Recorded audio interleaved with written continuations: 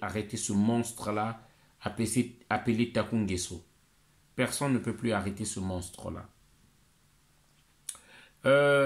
J'aimerais le dire parce qu'il faut que chacun de nous sache sa part de responsabilité dans ces choses-là. Ce pays-là est dans ce problème-là à cause, moi je le dis toujours, c'est ma réflexion personnelle. Je ne dis pas tout le monde de ces régions-là, mais c'est ma réflexion personnelle. Voilà. Vous allez commenter, vous allez critiquer, vous allez insulter, vous allez juger, vous allez peut-être m'indexer. Moi, je m'en fous. Mais je dis ce que je pense. Et je pense que c'est ce que pense la majorité des gens qui est une réalité. Ce pays-là a été détruit par les fanatiques. Les fanatiques, je dis bien, qui sont dans 3 régions. Voilà. Ce pays-là a été détruit par des fanatiques. Hein? Ceux-là qui prônent la suprématie ethnique, hein? De leur région, de leur tribu, de 3 régions surtout. Il y en a beaucoup dans d'autres régions aussi, mais surtout principalement de 3 régions. Je vais parler des majoritaires. À la région du Poul. Hein? Que nos pères nous ont laissé ce pays-là. Ma mère est du Poul. Je me reconnais comme étant du Poul par ma mère, parce que chez nous, c'est le matriarcat. Il y a la région du Poul. Il y a la région de la Bouinza. Je parle la majorité des fanatiques, de ceux-là qui... Parce que souvent, vous allez remarquer, ce sont les fanatiques. Ils sont toujours une minorité, mais qui veulent imposer leurs lois et qui détruisent souvent. Ou qui ramènent la barbarie. Et il y a aussi, dans le nord, les Mboshi. Les Mboshi du Congo-Brazzaville. Les fanatiques des Mboshi. Parce que ce n'est pas tous les Mboshi. Les fanatiques qui sont dans cette ethnie-là des Mboshi. Et actuellement, lorsque je parle là, ceux-là qui détruisent le Congo là, c'est ces fanatiques-là qui se trouvent dans l'ethnie Mboshi. Au nord. Je ne dis pas que les Mboshi ne se battent pas avec nous. Il y a des Mboshi qui se battent avec nous. Je ne veux pas qu'on transforme mes propos. Un moment, il faut qu'on le dise parce que je suis énervé tellement en colère aujourd'hui. Il faut qu'on se le dise, cette vérité-là. Et c'est avec argument que j'explique tout ça. Avec argument. C'est des gens qui prônent la suprématie ethnique. De ces 3 ethnies que j'ai dit là, ce sont des gens qui aiment souvent prôner la suprématie ethnique. Pourquoi j'ai dit aujourd'hui, ce sont les fanatiques qui sont dans l'ethnie Mboshi qui détruisent ce petit pays-là. Lorsqu'il s'agissait d'un homme du sud, Lissouba, on a vu au nord, des gens se sont levés pour se battre et défendre le pouvoir. Ils ont pris les armes. Bien que Sassou avait préparé sa guerre depuis la France, avait ramené des mercenaires payés par la France, qui sont entrés au Congo-Brazzaville, qui ont commencé la guerre. Et ensuite ont été rejoints par des fanatiques Mboshi. Ceux-là qui disaient que pouvoir est les bissimènes. Hein, le pouvoir à nous. Je ne sais pas si je dis ça bien, je m'en fous. Mais à peu près, ce sont ces termes-là. Ce pays-là a été détruit pour ça. Parce que ce pays-là avait opté le vote ethnique. On votait par rapport à l'appartenance ethnique. Ce que je dis là, c'est une vérité. Vous allez contredire, vous allez dire ce que vous voulez, moi je m'en fous. Mais c'est ça la vérité. Par l'appartenance ethnique. On a détruit ce pays-là. On est en train de... Sassou est en train de... Le gars, la concession qu'il a fait avec les Chinois là, pour revoir la dette là, on va payer en 15 ans, 20 ans. C'est pas Sassou qui va payer. Ça, lui, il va mourir dans 3 ou 4 ans là. Il va mourir. Oui, dans 3 ou 4 ans. Pas plus, il va mourir. Mais ceux-là qui vont payer la dette, ce sont les enfants qui vont rester au Congo là. C'est à vous. Vous qui n'avez jamais profité de cette dette-là, qui n'avez même... Ils se sont empiffrés, ils sont grossis le ventre. Et c'est les enfants qui vont payer cette dette-là.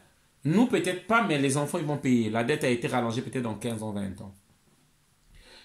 Il a bradé et mis les terres en hypothèque. Et les soldats congolais ne regardent pas cette réalité-là. On est en train de détruire ce pays-là. On l'a détruit. Personne ne parle. L'Assemblée, dit-on, représentation du peuple congolais, n'a pas un mot. Ça se fait partir là-bas. Lui et sa famille, aller donner des gages, aller C'est dangereux, hein? C'est très dangereux ce que nous sommes en train de faire là. Personne n'est en train de parler. Mokoko en prison. Mokoko, honneur à Mokoko. Je fais même plus trop assez de vidéos pour Mokoko. J'avais demandé aux gens, cotisants, j'ai besoin juste de 500, 600 euros. Il faut qu'on achète des médias. Il faut acheter plutôt le matériel électronique, les baffles, les équaliseurs. Hein? Moi-même seul, j'irai porter le message de Mokoko partout dans toute la France, là où ça se ces hommes qui sont riches là. Les élus ou les hommes influents de la France pour aller dire qu'au Congo-Brazzaville, on a arrêté un opposant. Un dictateur qui est soutenu par la France. Achetons le matériel audio. Des baffles qui parlent fort là. Pour que j'aille apporter ça. Jusqu'aujourd'hui, j'ai pas ça. Sinon, moi, je n'ai pas oublié Mokoko en aucun instant. J'allais instaurer chaque mois des journées Mokoko. Personnellement. Personnellement. Mokoko, on l'a mis en prison. Personne du Nord ne se lève. Personne. Nous avons vu des émeutes à Bakongo. On a tué des gens. Le quartier qui se lève depuis la nuit des temps, nous savons, c'est à Bakongo. Les Laris, ils se lèvent. Ça, au moins, ils se lèvent. C'est des gens courageux. Et le pouvoir de Brazzaville, on a même fait des boucs émissaires. Mais, au Kombi Salissa en prison, vous avez bouffé l'argent de Kombi Salissa. Ceux-là qui sont du Nord, vous avez bouffé l'argent de Kombi Salissa. Personne ne se lève. Kalakala est mort. Personne ne se lève. Et... non.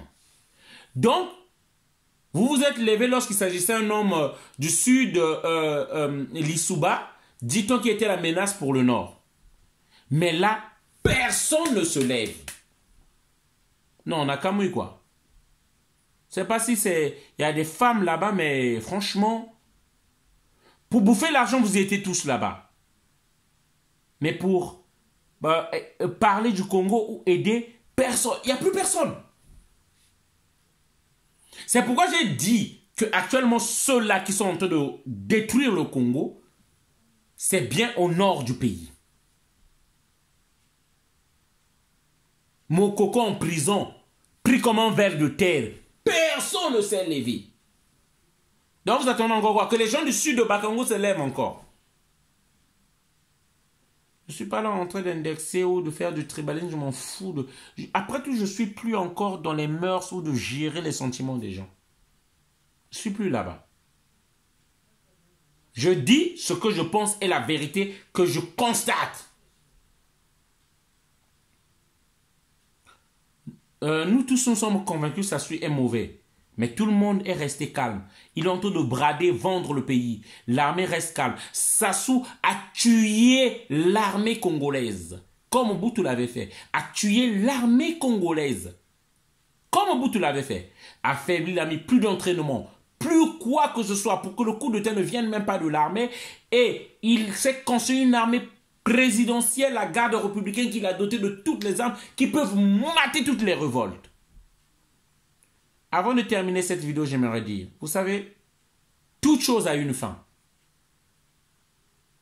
Et je plains juste les enfants de ces autorités. Je vous jure, je suis sérieux, je plains les enfants de Pierre Ngolo.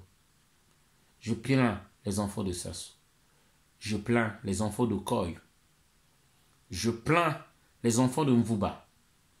Je plains les enfants de Thierry Mungala.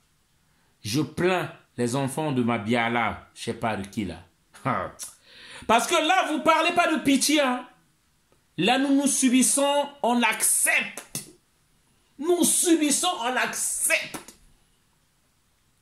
Et je vous jure, au nom de Dieu, je dis bien au nom de Dieu, et je fais la promesse à nos morts, personne ne viendra faire des compromis. Ni la France ne vous sauvera.